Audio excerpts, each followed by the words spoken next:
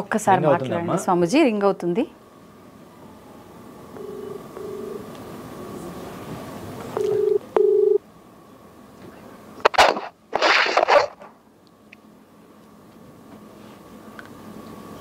Hello, చాలా గొప్పవారండి మీరు, అందుకనే మీ గురించి.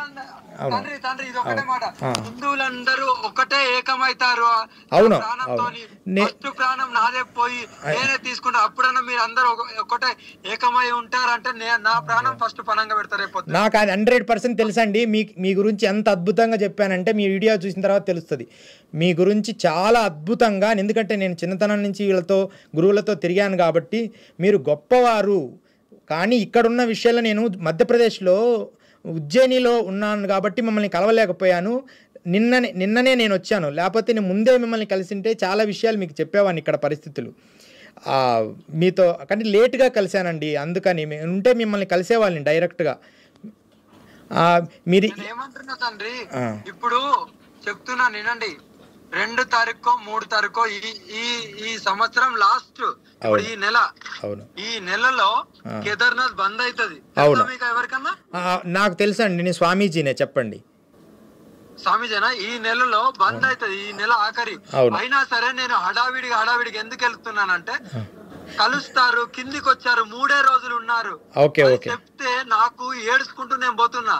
అంటే నా మీద అబండాలు వచ్చినాను. కానీ లాస్ట్ ఆయన నాకు ఒకటే చెప్పారు, తండ్రి నీకు నేను శిక్షణ ఇచ్చాను, లోక కళ్యాణం గురించి నువ్వు ఒకటి అనుకున్నావు, నాతో పాటు లేకుండా మేము అందరం పోరాడలేకపోతున్నాము, నువ్వు పోరాడాలనే సంకల్పంతో బయటికి వెళ్తా అనుకున్నావు, వెళ్ళు తండ్రి, నా ఆశీస్సులు ఎప్పుడే ఉంటాయంటే సరే అని నేను 5 సంవత్సరాలు అయినని అసలు డైలీ మొక్కని రోజు అంటూ లేదు, 3 రోజులు ఇక్కడ ఉంటున్నాను అని తెలిసిన తర్వాత ఎంత ఆనందం అంటే, నాకు శ్మశానంలో ఎంత ఆనందం ఉంటారో శివయ్య దగ్గర ఎంత ఆనందం ఉంటారో నా గురువు గారి దగ్గర అంత ఆనందం ఉంటదని ఒక్కసారి పాదాలు తాకితే చాలు. అవును, చెప్పండి. నా ప్రాణాలకు కూడా ముప్పు ఉందని తెలుసు, ప్రాణం పోతుంది సనాతన ధర్మం గురించి అని కూడా తెలుసు. ఎందుకు మీ ప్రాణాలకు ముప్పు ఎందుకు ఉందండి? ఎవ్వరి ముప్పు లేదు మీ ప్రాణాలకు. మిమ్మల్ని ఎవరు అంటారండి? ఆ తండ్రి ఇంకోటి కూడా నేను అదే నా గురువు గారి పాదాలు ఒక్కసారి తాకి కన్నీటి బొట్టు గార్చి ప్రాణం వదిలితే చాలు. ఇక్కడ గురువు గారు, అక్కడ నా పరమశివుడు, ఈ 2 తప్ప నాకేమొద్దు. ఇంకొకటి ఇప్పుడు నేను ఇంకొకటి కూడా విన్నాను, హైదరాబాద్ లో జూబ్లీస్ లో 3 కోట్ల ఇల్లు. నా తల్లిదండ్రులు ఎందుకండి గా గుడిసెలలో ఉంటారు? ఏంటండి ఇది? నేను నా మీద కేసు కాకుండా అరెస్ట్ చేయకముందే జైల్లో ఉన్నారు, మరి ఊరు వదిలి పారిపోయారు. ఇవన్నీ ఉత్తదిలేండి, అసలు మిమ్మల్ని అరెస్ట్ చేయడానికి లేదండి. మీరు ఆ కార్డు రావడానికి ఎంత కష్టపడి ఉంటారో నాకు తెలుసు. అసలు మీడియా వాళ్ళకు నా నోరు నొచ్చింది, నేను ఎవరికి కూడా సమాధానం ఇచ్చుకునే లేదు. నాకు ఏ కార్డు లేదు, నాకు ఏ గురువు లేదు. నేను కేదార్నాథ్ అయితే లైవ్ పెడతా అన్ని చేస్తా, కానీ మీరు నన్ను అడగద్దు నా గురువు గురించి, నా దీక్ష గురించి అడగద్దు. అయ్యో అలా అడగడం లేదు. నేను హవనకాడలో మంత్రం తీసుకున్నాను, మొదటి మంత్రం, మొదటిసారి నేను ఒక 5 ఏళ్ళు అయింది గురువుగారి దగ్గర హవనకాడలో తీసుకున్నాను. నేను స్వామీజీని నేను పాజిటివ్గా అసలు ఎందుకు ఇలా మీరు ఆయన ఇబ్బంది పెట్టారు అనే విషయమే మాట్లాడుతున్నాను లైవ్లో. ఎందుకు అసలు వీళ్ళకు ఎలా అందరూ నేను ముందు మిమ్మల్ని కలిసింటే మీరు అసలు సేఫ్టీగా అసలు బాగుండేది. నేను ఉజ్జయినిలో ఓంకారేశ్వర్ వెళ్ళి ఉజ్జయినిలో రావడం వల్ల లేట్ అయింది. మీరు ఉజ్జయినిలో కూడా నా గురించి అడగండి, నాకు తెలుసు స్వామీజీ, మాతాజీ గారు నాకు తెలుసు. అఘోరాలు నాకు జునాకాడాలో, గిరినార్లో షేర్నాథ్ బాబా, తర్వాత ఇక్కడ అఘోరాలు, తర్వాత హవనకాడలో, జునా అఖాడాలో ఎంతోమంది మిత్రులు నాకున్నారు, మాకు తెలుసు. కానీ నేను లేట్ అవ్వడం వల్ల వీళ్ళు ఏవో ప్రశ్నలు అడిగి మనిషిని విసిగించి మిమ్మల్ని చాలా ఇబ్బంది పెట్టారు. అందువలన నాకేం ఇబ్బంది లేదు తండ్రి, నేను ఫుల్ ఇలాంటి అబండాలు నాకే కాదు. ఒకప్పుడు ప్రళయం వస్తే, ఏ ప్రళయం తెలుసా అండి మీకు? మూర్ఖులు రాక్షసులు గుళ్ళు ధ్వంసం చేసుకోవడానికి, ఇలాంటి అప్పుడు అలాంటి వాళ్ళే ముందున్నారు. నేను ఒక అఘోరిని, ఒక్కటే మాట, నేను ఒక అఘోరిని, నేను ఒక సాధువుని అని కాషాయం బట్ట వేసుకొని, రుద్రాక్షలు వేసుకొని, బొట్టు పెట్టుకొని, ఒక పీఠం వేసుకొని కూర్చోవడం కాదు. దమ్ముంటే వచ్చి పోరాడండి ధర్మం గురించి. అవును, 100% మీరు సత్యమే చెప్తుండ్రు. మీరు అఘోరి అనేది 100% నిజము. పోరాడరు, పోరాడే వాళ్ళని ఇలా ఇలా ఎక్కడ ఎప్పుడు పంపించాలని చూస్తారు. అంటే ఎందుకంటే వీళ్ళకి నడవాయి కదా. అవునవును, వీళ్ళకి నడవాయి.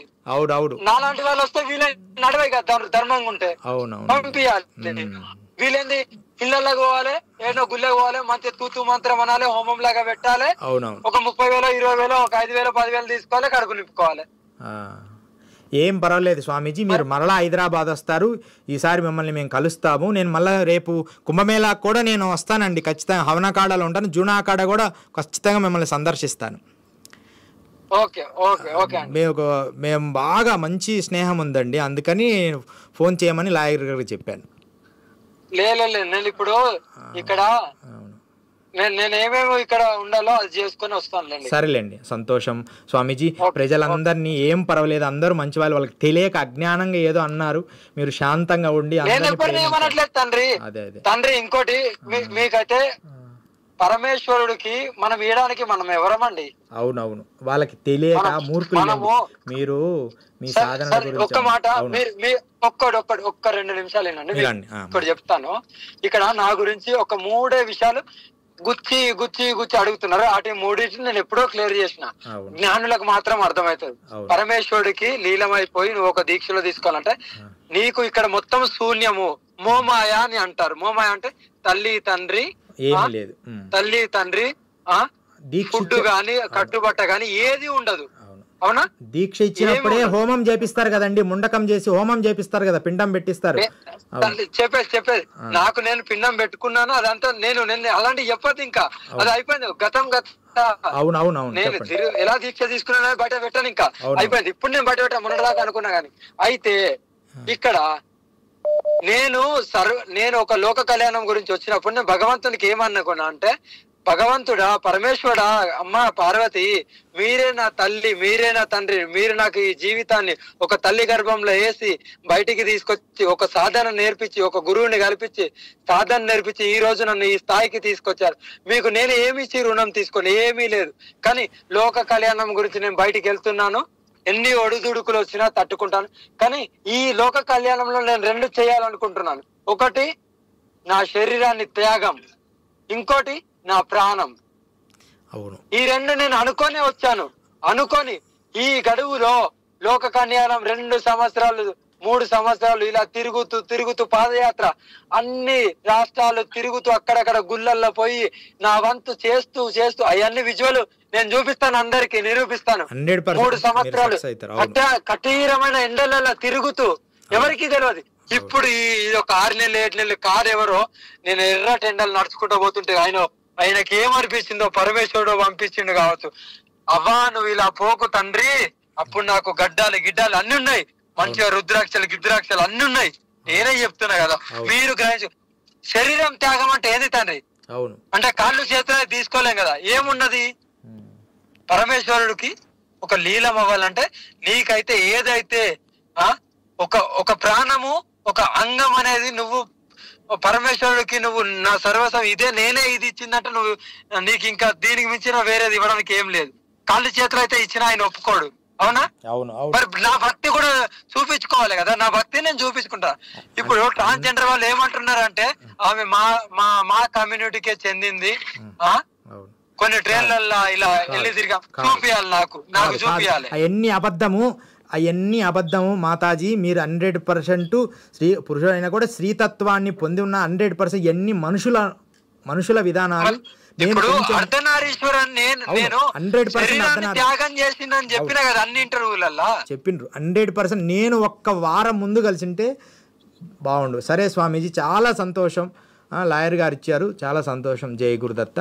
నమో నారాయణ. స్వామీజీ, హర హర మహాదేవ్, హర హర మహాదేవ్. అంటే స్వామీజీ, ఇప్పుడు దాకా మీరు అఘోరి నాగసాధు గారితో మాట్లాడిన సంభాషణ విన్న తర్వాత తను ఎంత పాజిటివ్గా చెప్తున్నారు అంటే ఇదంతా నిజమే అని నమ్మేసేలాగా ఉంది. విన్నంత వరకు నేను అనుకున్నా, అరే పాపం తను చాలా జెన్యున్గా ఉన్నారు కదా అని చెప్పి. కానీ ఇంకొకటి ఏమర్థమైందంటే నాకు, తనని తను అంటే నేనేదో తప్పు చేశాను కాబట్టి అందరు నన్ను ఇలా అంటున్నారు, ప్రూవ్ చేసుకోవాలి అనే ఒక వేలో లేదంటే ఇంకొక రకంగా మాట్లాడుతున్నట్టుగా నాకు అనిపించింది. తనకి ఏం అవసరం అని నేను అంటున్నాను స్వామీజీ. తను ప్రూవ్ చేసుకోవాల్సిన అవసరం ఏముంది తప్పు చేయనప్పుడు? అదే అయితే తను కూడా ఆ అమ్మగారు కూడా అలాగే అంటున్నారు, నేనేం ప్రూవ్ చేసుకోవడానికి కాదు, నేనంటే చూపిస్తాను, నిరూపిస్తాను, మా గురువుగారి దగ్గరికి వెళ్ళి నేను లైవ్లో కేదార్నాథ్ 2వ తారీఖు మోసేసే లోపు నేను వెళ్తాను అంటుంది. 100% ఆమె జెన్యూనే. కానీ ఆమె సంఘములో ఈ తెలుగు రాష్ట్రాల్లో ఉన్న పరిస్థితులు ఆమెకు కొంత తెలియకపోవడం వల్ల, మాట్లాడడం వల్ల కొంచెం ఇబ్బంది అయింది తప్ప 100% మనం అది యాక్సెప్ట్ చేయాలి. లేకపోతే అవన్నీ ఆమెను అంగీకరించరు అన్ని రాష్ట్రాల్లో. కానీ ఏదైనా తెలుగు రాష్ట్రాల్లో ఇప్పుడున్న పరిస్థితుల్లో ప్రభావంగా ఎలా మాట్లాడాలి, కొన్ని పదజాలాలు తెలియకపోవడం వల్ల అలా జరిగింది తప్ప దాన్ని మనం అంత భూతత్వంలో పెట్టి ఆమె జాదన అన్నెసెసరీ చేశారు అని నా అభిప్రాయం. అన్నెసెసరీ, అసలు అవసరమైనంత మాట్లాడుకోవాలి అంతే. పోయి మైకులు పెట్టి అలా అయిందని అనుకుంటున్నా. ఏది ఏమైనప్పటికీ అఘోరం అనేది నిజము. ఇంకొంతకాలము ఈ పరిస్థితుల్లో కాకుండా ఆమె అంటుంది కదా దేశ రక్షణ కోసమని. నిజంగా దేశ రక్షణ అవసరమైనప్పుడు అలాంటి వాళ్ళు వచ్చి చేస్తారు. దాన్ని మనం అది విశ్వసించాల్సింది. అవసరమైతే వాళ్ళ సేవలు మనం కొనసాగించుకోవాలి. నేను ఒక క్వశ్చన్ అడగొచ్చా స్వామీజీ? దేశ రక్షణ కోసం అవసరమైనప్పుడు వచ్చి ఉంటే బాగుంటుంది, రావాల్సింది వస్తుంది మీరు చెప్పింది. తన మాటే తను మాట్లాడడం కరెక్ట్గా పరిపూర్ణ స్థితిలో లేని తను దేశ రక్షణ కోసం ఎలా, అసలు ఏం రక్షిస్తుంది? అద్భుతం, చాలా మంచి ప్రశ్న. అయితే ఏంటంటే తన భావజాలం ఏదో సేవ చేయాలి, సంఘానికి సేవ చేయాలి, హిందూ ధర్మం గుడి ఏదో ప్రాబ్లం అయితే నేను వెళ్ళి నిలబడాలి, అక్కడ హిందూ ధర్మం ధ్వంసమైనప్పుడు నేను కాపాడాలని ఒక భావజాలంలో ఉంది. అది పక్వ దశ, అంటే ఒక్కొక్క వ్యక్తి ఒకేసారి పక్వ దశ వస్తుందని రూల్ ఏం లేదు కదా. ఇంకొంతకాలం తర్వాత ఆమె మార్చుకుంటుంది ఆమె భావజాలం. ఎందుకంటే లైఫ్ అనేది వార్ అండ్ పీస్, యుద్ధంతో మొదలవుతుంది, అంటే అన్ని తర్వాత శాంతి పొందుతుంది. అలాగే ఆమె కూడా ఇంకొంతకాలం తర్వాత ఆమె భావజాలన్నీ సత్వగుణంగా మారుతాయి. అంటే ఇది ఇలాగే ఉండాలని మనం ఎనాలిసిస్ చేసుకుంటాం. ఆ గౌరీ అంటే ఆవిడ ఇప్పుడు ఈ స్థితిలో ఉంది, కానీ ఖచ్చితంగా ఆమె మార్పు చెందుతుంది. 100% ఆమె జెన్యూనే అనేది నా భావం. కానీ మనకు అవసరం లేదు ఆమె ఎలా ఉంటే ఏమి. ఆమె బూడిద పూసుకున్నాం, ఆయన పౌడర్ అన్నాడు, బూడిద రాసుకున్నది అన్నాడు, లిఫ్ట్కి అసలు నీకెందుకు, మీరెందుకు మైకులు పెట్టాలి వెళ్ళి? ఆవిడ ఏమైనా చెప్పని, మీకు అది కరెక్ట్ కాదన్నప్పుడు మీరు ఎందుకు పెట్టాలి? ఒకరి మీద ఒకసారి కరెక్ట్ కాదా అనుకున్నప్పుడు పదేకంగా వెళ్ళి ఎందుకు మైకులు పెట్టాలి? అంటే మీ యూస్ కోసమే కదా, జనాల యూస్ కోసమే కదా. వాళ్ళు చిన్న వాళ్ళు కూడా వెళ్ళి పెట్టడము, మీరు మంచిగా చదువుద్దా, మీరు అదేంటి, మీ గురువు ఏంటి ఇవన్నీ ఎవరికి ఉండేది వాళ్ళకు ఉంటుంది. గురువుగారు లోకానికి మీరు ఎలాంటి మేలు జరుగుతుంది, మీరు ఎలా చేయగలరు? ఇగో నేను ఇలా చేయగలనమ్మా, నేను ఆరోగ్యం చేయగలను, నేను యోగా చేయగలను, నేను ఆయుర్వేద ఔషధం ఇవ్వగలను, నేను మంత్రం చేసి మిమ్మల్ని శాంతి, ఏదో తనకు చెప్పుకోవాలి తప్ప అన్నెసెసరీ క్వశ్చన్లు అడిగి తను ఎలా స్పందించాలో తెలియని భావంలో ఉంది. ఇంకా అది ఆమె చెప్పడం వల్ల ఇంత రాద్ధాంతమైంది. లేకపోతే ఇంత ఇష్యూ చేయాల్సిన పని లేదు. ఇదే మధ్యప్రదేశ్ కానీ, కాశీలో కానీ, హిమాలయాల్లో కానీ ఎక్కడ ఇంత ఇష్యూ జరగలేదే, జరగదు కూడా. గురువుగారు తనతో మాట్లాడేటప్పుడు మీరు కూడా ఎక్కడ నేర్చుకున్నా, ఏ గురువు దగ్గర అని చెప్పారు కదా, మీరు ఏ గురువు దగ్గర నేర్చుకున్నారు? మేము హవనకాడాలో జస్ట్ మంత్రం, అంటే పెద్దలు అఘోరాల దగ్గర మంత్రం తీసుకుంటాం. వీలైనప్పుడు నేను యోగ సాధన కొద్దిగా సంస్కృతము, ఏదో సంగీతం కొంచెం శాస్త్రీయంగా కొద్దిగా నేర్చుకుంటూ సత్వగుణంలో ఉండే శ్రీ విద్యోపాసన చేసుకుంటాం. మా గురువుగారు శ్రీ విద్యానందనాథ, శ్రీకాకుళంలో ఆయన పేరు, అది శ్రీ విద్యానంద గురుగారు. ఒక్కటి మనం ఇందాక తనతో ఇప్పుడు నేను అడగగానే మీరు నేర్చుకున్న విద్య గురించి, అకాడమీ గురించి పేరు చెప్పేశారు. ఎవరైనా వాళ్ళ గురువుల పేర్లు చాలా గౌరవంగా చెప్పుకోవడానికి ఇష్టపడతారు. మరి ఇందాక మనం ఫోన్ కాల్లో తనతో మీరు అడిగినప్పుడు నా గురువులు ఎవరో నేను చెప్పను అని ఎందుకు అన్నారు? అట్లా లేదు, నేను బాగా విన్నాను. నేను ఆల్రెడీ చెప్పేశాను, నేను చెప్పను. ఆల్రెడీ వీడియోలో నేను చెప్పేశాను. అంటే అది ఒక మొండివాదన అనుకోవచ్చు కదా గురుగారు? అఘోరాలకు అది అంత మొండివాదం సహజం. అఘోరాలకి సామాన్య మానవులకు తేడా ఏముంది? నేను అఘోరాలతో తిరిగానమ్మా. అసలు చాలా ప్రేమ వచ్చినా కొడతారు, నవ్వు వచ్చినా కొడతారు, ఇలా గౌక్కున ప్రేమగా కొడతారు. నేను ఎగిరి ముందుకు పడేవాడిని. అంటే వాళ్ళు కొంచెం వరమిచ్చే తీయటి శాపం లాగా ఉంటారు అఘోరాలు. తల్లిలాగా వరమిచ్చే తీయటి శాపం లాగా కొంచెం మార్మికంగా ఉంటారు. వీడియోస్ తీసుకోవడానికి కొంతమంది ఒప్పుకోరు ఆ రహస్యాలు చెప్పేటప్పుడు. ఈమె రహస్యాలు ఏమీ చెప్పలేదు, నేను విన్నాను అన్ని వీడియోలు. జస్ట్ శవం మీద కూర్చుంటాం, సాధన, ఇవన్నీ అందరూ చేసే అఘోరాలే. కానీ మార్మికమైన రహస్యాలు ఆమె దాటేసింది. నిజంగా ఆమె కరెక్టే, కానీ అవి ఎలా చెప్పాలో ప్రజెంట్ చేయడంలో రాలేదు. అంటే నిజంగా వీడియోస్ చెప్పడం కూడా తెలియాలి కొంతమందికి, దాన్ని ప్రజెంట్ చేయడంలో కొంతమంది ఉంటారు. అదే ఒక్కటే ఆమెకు రాలేదు తప్ప ఆవిడ అవన్నీ భవిష్యత్తులో మార్చుకుంటుంది వీటి విషయాల వల్ల. తర్వాత ఆమె ఏదైనప్పటికీ ఆవిడనే సంబోధించాలి. ఆవిడ మారింది, ఆమె విద్య నేర్చుకున్నది నిజము, ఆవిడ సాంప్రదాయబద్ధంగా విద్య నేర్చుకున్నది.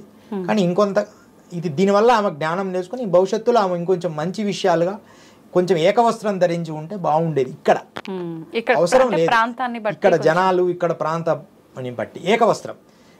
ఉత్తర భారతదేశంలో అయితే అవసరం లేదు. నేను నిన్ననే ఉజ్జయినిలో వెళ్ళాను, అసలు అక్కడ ఎవరు పట్టించుకోరమ్మా. అన్ని గుడ్డలేడ్చి తిరిగినా ఎవరు పట్టించుకోరు. వాళ్ళని ఏ ప్రశ్నలు వేసినా ఏం చెప్పినా ఎవరు పట్టించుకోరు. ఒక అనుకోకుండా ఒక సెన్సేషనల్ అనమాట. అంటే పాల పొంగులాగా పొంగినాయి గబుక్కున. పాల పొంగు ఎంతసేపు ఉంటుందమ్మా? ఈ చాలా మంది గురువుల పరిస్థితి అంతే, మళ్ళీ ఎమ్మడే డౌన్ అయింది. జ్ఞానముతో పెంచుకునేవాడు స్థిరంగా ఉంటాడు. ఒకేసారి పాల పొంగ బుస్సని పైకి లేస్తే మళ్ళీ కొన్ని తగ్గుతుంటాయి. చాలా సంస్థలు అంతే, ఎందుకంటే దాంట్లో తాత్కాలికమైన శక్తి. వాళ్ళు అలాగే ఇంకొంత కాలానికి పూర్ణ పరిపక్వం అయినప్పటికీ కూడా ఇక్కడ ఈ ప్రాంత అభిమానాలు, ఈ మనుషుల్లో ఉన్న కుతంత్రములు, కుళ్ళులు, ఇవన్నీ కూడా కొన్ని అనాలిసిస్ చేయలేకపోయింది అంతే తప్ప. ఖచ్చితంగా ఆవిడ మంచి మార్గంలోనే విద్య నేర్చుకుని చాలా ఎన్నో సాక్రిఫైస్ చేస్తేనే ఆ స్థాయి వస్తుంది. అలాగని జ్ఞానం ఉండాలని కాదు, ఆమె విద్యలో ఆమె నేర్చుకుంది. మంత్రము, ముద్రలు, పూజలు నేర్చుకుంది, నేను తెలుస్తుంది నాకు. కానీ ఏది దాచాలి, ఏది చెప్పాలి, ఎంతవరకు చెప్పాలి, ఈ ప్రజలకి నువ్వు ఎంత మేలు అలా ఒక పద్ధతిగా తీసుకొచ్చింటే బాగుండేది.